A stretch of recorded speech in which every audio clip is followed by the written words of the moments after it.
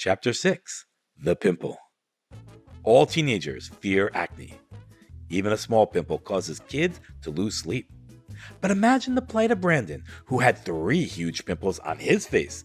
No matter what he did, they would not go away. 10 years ago, there was a student named Brandon who was a 7th grader in middle school 99. Brandon liked slapping people in the back of the neck, pushing people into doors, and tripping people's legs. If you got an answer right in class, he would call you a nerd. If you got an answer wrong, he would call you stupid. If you didn't say anything, he would call you weird. Brandon was mean and had been the same way his entire life.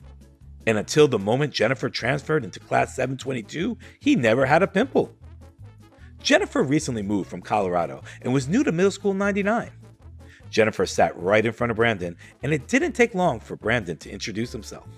He started with a spitball to her neck, he followed it up with a paper ball to the head, and he finished his introduction with a loud announcement declaring Jennifer's wardrobe was from the Salvation Army. But Brandon did not notice that she was wearing all black, and as skilled as he was in making others miserable, he did not make the connection that she might be a witch. When she stood up and announced, "What goes around comes around," he definitely didn't take her seriously, but he should have. The next day, Brandon walked into school with a huge pimple on his nose. It was hideous. This pimple was so big, it made it look like he had a second nose with snow on top. No one could look at him without laughing. Even when people were not looking at him, they were still laughing. Brandon tried to hide it with the Band-Aid, but the pimple would just push out the side, creating a big stage on Brandon's nose. Ms. Orton couldn't teach class with all the laughter, so he sent Brandon down to the nurse. He stayed there until school ended and snuck out a side door at dismissal before anyone could see him. Unfortunately for Brandon, his nightmare just started. He returned to class the next day with 2 pimples on his nose. Neither of them were small, and he looked like he had camel humps along the bridge of his nose. No one felt sorry for him. They either laughed at him or said, "What goes around comes around." He sought refuge with the dean, but even the adults could not look at him straight. A security officer figured out to put a bag over his head and cut out holes for his eyes, nose, and mouth. His pimples barely fit, but at least he could return to class. On the 3rd day, you guessed it, he had 3 pimples.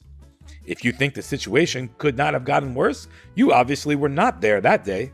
His 3rd pimple was so large and heavy, Brandon had a hard time keeping his head up. It emerged from between his eyebrows and made him look like a unicorn. Everyone looked at Jennifer, who wore all black for a 3rd straight day, for an explanation. Jennifer smiled and repeated what was considered a spell by some people and a curse by others. What goes around comes around. Brandon wanted to take revenge by stabbing students with his horn, but he was afraid the pus would explode.